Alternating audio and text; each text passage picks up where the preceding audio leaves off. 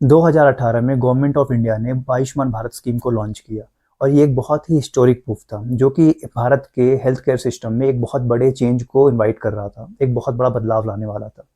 ये इतना बड़ा स्कीम है कि इसमें करोड़ों लोगों को बेनिफिट देने का वादा किया गया, इंश्योरेंस देने का वादा किया गया।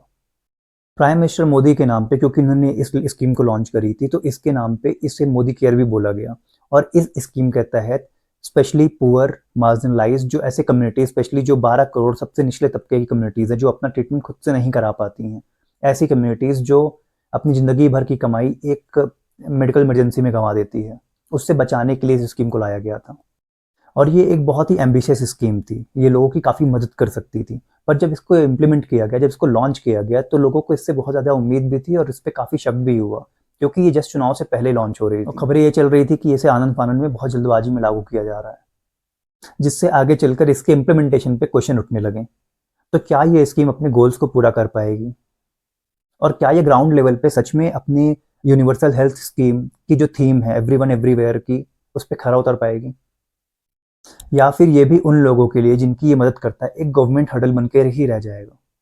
और आगे जो भी 7-8 मिनट बात होगी, हम इस बारे में ही बात करेंगे कि मैं इसे स्कैम क्यों कह रहा हूँ। इसे एक स्कैम मानने पे क्यों मजबूर हो रहे हैं? उसका पहला रीज़न यही है कि कोई भी स्कीम बनती है उसके पहले हम ढूंढते हैं कि हमें किसे बेनिफिट देना है। और यहाँ पर डेटा यूज़ किया गया 2011 का सोशियो इकोनॉमिक कंसेंसस, यानी कि SECC।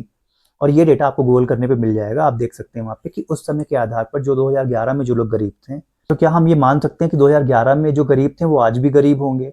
और जो उस समय इस लिस्ट में नहीं थे, क्या वो आज इस लिस्ट में नहीं आ गए होंगे? और आज तक इस पे कोई सर्वे नहीं हुआ, आज भी वही डेटा हम यूज़ कर रहे हैं। हम उसी डेटा के आधार पे आज तक हम लोगों को बेनिफिट दे रहे हैं। और इस डेटा को यूज़ करने पे गवर्नमेंट को काफ़ी बैकलैश का सामना करना पड़ा था, क्योंकि इस डेटा में पहले से ही बहुत सारी गलतियाँ थी। आप अभी भी गूगल करके देख सकते हैं कि 2011 में कैसी-कैसी गलतियाँ हुई थी जनगणना के टाइम पे। और ऐसे गलत डेटा को यूज़ करने पर ऑलरेडी स्कीम बहुत इनएक्यूरेट हो चुकी है। इसके अलावा ये स्कीम सबको शामिल करते हुए दिखने के बावजूद आबादी के एक बहुत बड़े हिस्से को, जो कि है मिडिल इनकम ग्रुप, को इसमें कवर नहीं करता है। मिडिल इनकम ग्रुप जो ना तो बहुत ही गरीब है और ना ही बहुत अमीर, तो इस स्कीम के दायरे से बाहर रह जाते हैं। इससे होता यह है कि लगभग भारत की आधी आबादी इस स्कीम से बाहर रह जाती है। और ये ऐसे लोग होते हैं, ना ही ये गवर्नमेंट स्कीम का फ़ायदा ले सकते हैं और ना ही अमीरों की तरह प्राइवेट इंश्योरेंस का जो प्रीमियम है उसको अफोर्ड कर सकते हैं। 2019 के आम चुनाव के कुछ महीने पहले से स्कीम को लागू किया गया, तो लोगों को ये भी था कि इसका क्या कोई पॉलिटिकल इंटेंशन है, क्या ये चुनावी लाभ लेने के लिए किया गया, क्योंकि इसमें काफ़ी सारी गलतियां थी, ये अभी भी इतना इफेक्टिव नहीं था। आयुष्मान भारत स्कीम का एक बहुत ही इंपॉर्टेंट पार्ट है प्राइवेट हेल्थ केयर प्रोवाइडर्स, जिस पर गवर्नमेंट की ओवर डिपेंडेंसी। इसका एम था कि प्राइवेट हॉस्पिटल्स के रिसोर्सेज को, इंफ्रास्ट्रक्चर को यूज करके आम लोगों को बेनिफिट और फैसिलिटीज प्रोवाइड की जा सकें, जो कि गवर्नमेंट हॉस्पिटल्स में थे नहीं। और प्रॉब्लम आनी यहीं स्टार्ट होती है। इंश्योरेंस कंपनी और प्राइवेट हॉस्पिटल्स ये काम करते हैं प्रॉफिट मेकिंग मॉडल पे।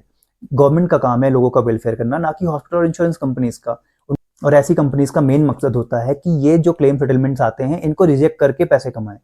हालांकि इस पार्टनरशिप का प्राइवेट कंपनीज अलग तरीके से ही उपयोग कर रही हैं और ये कंसर्न रेज किए जा रहे हैं कि वो अब अलग तरीके से ही प्रॉफिट कमाने का जरिया ढूंढ रहे हैं। तो ऐसी खबरें आई कि प्राइवेट हॉस्पिटल बिल्स को जरूरत से ज़्यादा दिखा रहे हैं, अननेसेसरी चेकअप, अननेसेसरी मेडिसिन, ये सारे देकर प्रॉफिट कमाने के तरीके ढूंढे जा रहे हैं। और असल में पेशेंट होता भी नहीं है, पर उसका नाम यूज करके उसके नाम पे बिल बना के क्लेम सेटलमेंट किया जाता है। और अगर सिर्फ उत्तराखंड में देखें तो 1200 ऐसे फ्रॉडलेंट केसेस आए हैं जहां पे पेशेंट था ही नहीं, और या तो उसके बिल को बढ़ा चढ़ा कर दिखाया गया है।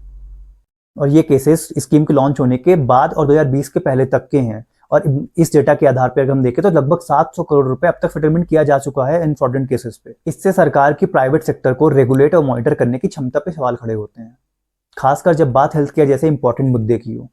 अभी हाल ही में आयुष्मान भारत को थोड़ा एक्सपैंड किया गया है। हुआ ये है कि 70 साल के ऊपर का कोई भी व्यक्ति, महिला या आदमी, कोई भी व्यक्ति इरेस्पेक्टिव ऑफ देयर इनकम, वो गरीब हो या अमीर हो, उसको इस बेनिफिट में पार्ट दिया जाएगा। पर ये स्टेप बहुत ही शॉकिंग है, क्योंकि भारत में एवरेज लाइफ एक्सपेक्टेंसीज वो तो सिर्फ 69 से 68 साल है, 68 से 69 साल है।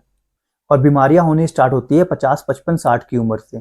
तो 70 के बाद इसको लोगों को कवर करना ये बहुत ज़्यादा इफेक्टिव नहीं दिखाता है। अगर इसे 70 के बजाय 55 या 60 रखते तो ज़्यादा इफेक्टिव होता, ज़्यादा लोग इसका बेनिफिट ले पाते हैं।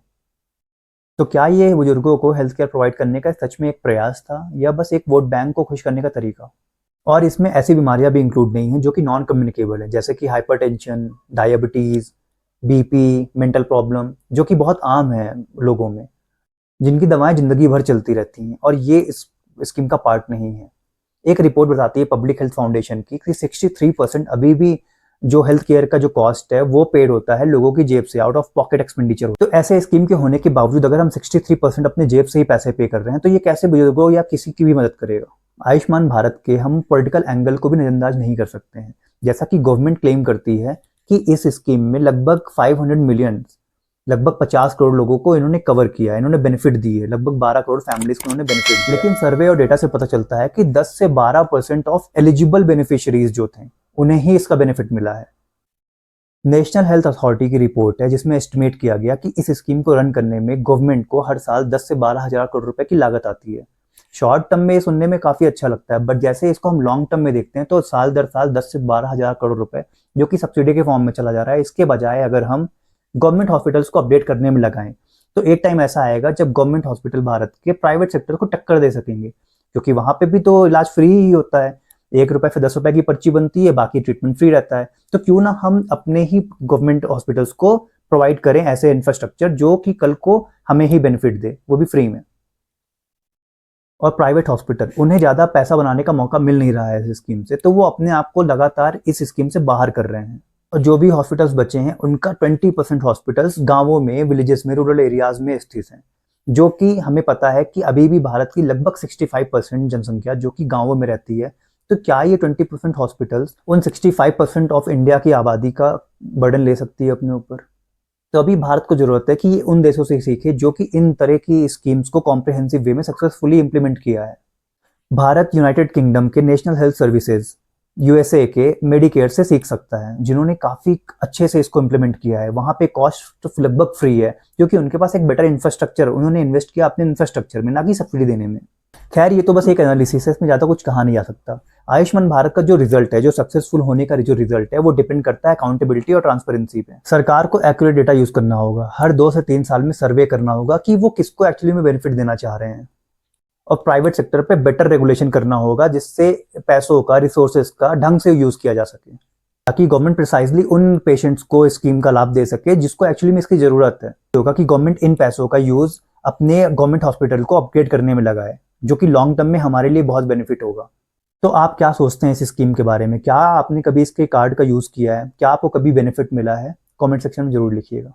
और कहीं भी अगर मेरे एनालिसिस में कहीं गलती रह गई हो तो उसे मेंशन करिएगा और जरूर लिखिएगा। मिलते हैं किसी अगले वीडियो में।